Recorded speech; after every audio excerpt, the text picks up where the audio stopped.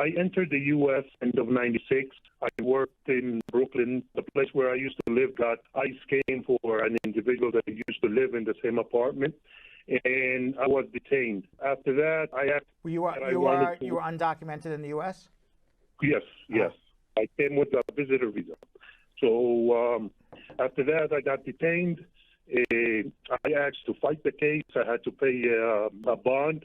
I paid it and everything. I went to court, and the judge told me that I had to legalize my status within 3 months, which I did. After that, I went to the first interview, and I passed the first interview. But my wife got health problems, and for some reason she had to leave and go to her country, with Dominican Republic. Right. By that time, I got the second interview. Well, you went on the first interview. They didn't believe it was a real marriage, so that's why you got a second interview. Correct. Mm-hmm. So I didn't go to the second one because she wasn't here. She already flew the coop. All right. Correct. So what are you doing in Guatemala? Did you get deported? Yes. So I went to Florida. I stayed in Florida. I got married again. I passed the first interview, but on my first case, I was ordered deportation. I passed the first interview in my second marriage. So the second marriage, they believed it was a real marriage. You have the I-130 approved. Yes. But you had already been ordered deported, so you tried to make a motion to reopen. What happened? Correct. So during that, Trump happened, and the laws got all messed up. Right. And I was on my way to work. I was driving without a license. I got stopped and detained again with no chance of anything. I already had the order to. All right. So you got deported. When did this happen? What year? This was 3 years ago. Okay. Did your wife? Is she continuing the case? Correct. Yes.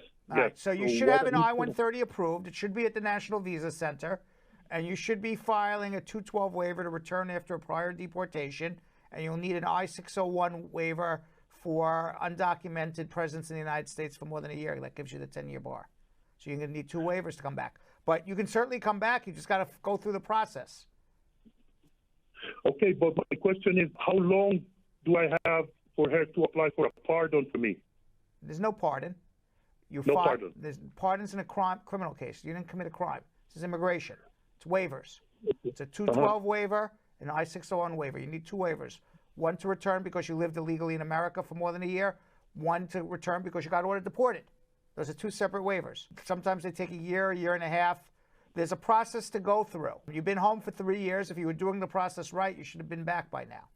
So I don't know where you are in this process. I know you have an I-130 approved. That I-130 should be at the National Visa Center. You should be processing for an immigrant visa in Guatemala. You should be filing a 212 waiver, and you should be preparing an I-601 waiver for unlawful presence.